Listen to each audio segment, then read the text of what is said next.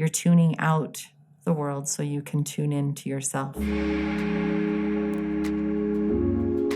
When I was first introduced to meditation, I fell victim to the expectations and the voices of those who really wanted to teach me.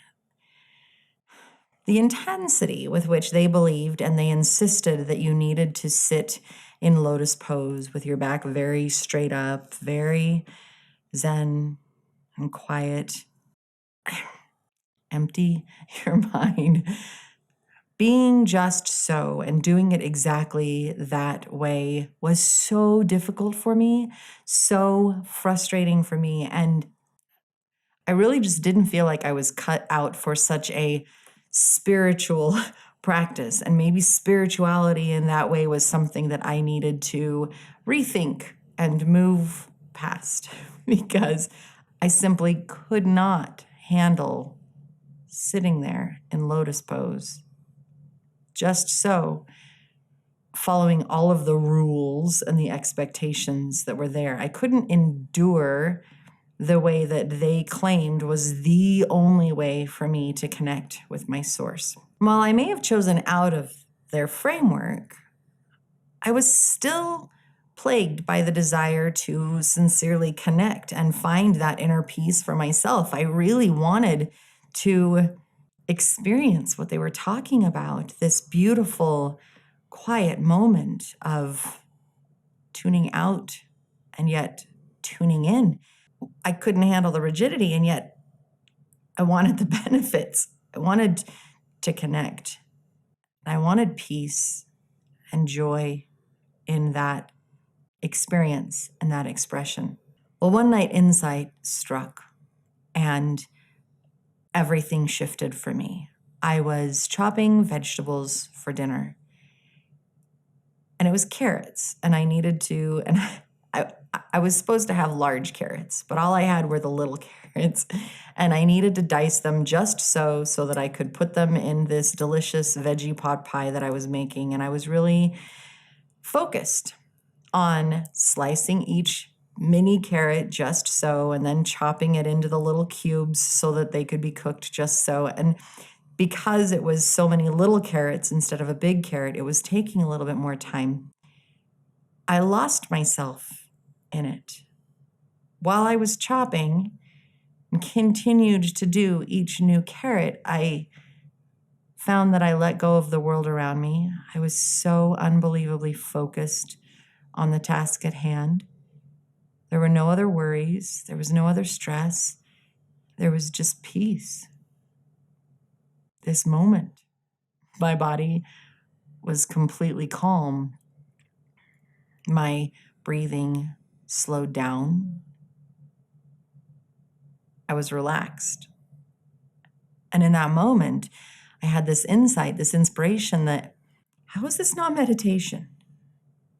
How is being at peace and relaxing my breathing and my body, is this not exactly what they have been telling me you would get from sitting in the lotus pose?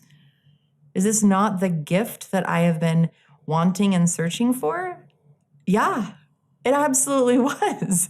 So then I started looking for more ways that this could happen, more ways that I could find those beautiful moments. People just starting meditation, you are often encouraged to tune into your breathing. The slow, steady in and out. Feeling those sensations as you inhale and exhale is in and of itself a meditation. And focusing on that breath gives the monkey mind something to focus on, which helps to clear your mind of thoughts and all of the things that are chasing around, and you're present in the moment. Whether that's a 30-second, I'm going to listen to my breathing and focus, or that's 5 minutes. Whether you're sitting in the lotus pose or you're sitting in the car, in the carpool lane, waiting to pick up your kids at school, whatever that is, focusing on your breathing. You can be completely aware alert, and present in that moment, and you're meditating.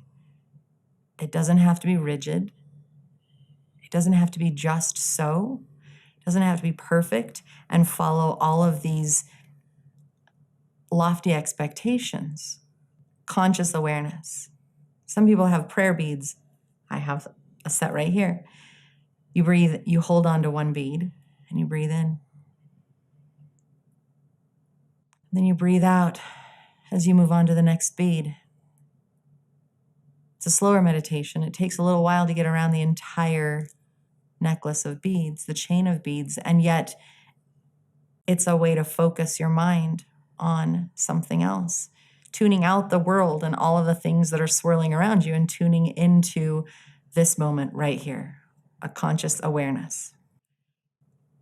Going for a walk in nature or walking a labyrinth like outside, tuning in to your surroundings, taking in the beauty of the moment. It's a walking meditation. It's the same thing. You're tuning out the world so you can tune into yourself. Running, feeling your feet hit the pavement each step. A meditation on movement, a meditation on the moment. You can tune into your breath. You can tune into how the wind feels going through your hair, across your body, as you continue propelling yourself forward while you're giving your body that physical boost that it needs. Pottery, arts and crafts, creating in and of itself. Think about how you lose track of time. You're in flow as you simply focus on what it is you're doing. There's so many different ways to meditate. There's so many different ways to give yourself a break, to give yourself a moment. And each one of them is unique, and each one of them has the potential to be unbelievably powerful and refueling for you in your life in the moment that you choose to do it. There is absolutely a time and a place for lotus pose. There's absolutely a time for sitting quietly and freeing your mind. There are tons of different types of meditation. You can look them up, you can check them out, because walking is literally listed as a type of meditation. Breathing is a type of meditation, transcendental meditation. There are a lot of different types. So when somebody says, "Do you meditate?" you can absolutely say yes, because sitting with me here today, I'm sure at least once you focused on your breathing. Do it again. Doesn't have to look just so. You get to choose how it looks and how it works for you. So take a minute. Look at the things that bring you joy. Look at the things that bring you peace. Look at activities that you already do on a daily, weekly, or monthly basis that help you connect with your inner soul. And then find ways that you can connect more frequently. How can you make room for more of those moments in your life to bring you more peace, to bring you more connectedness? And if nothing else, just give yourself a time to breathe.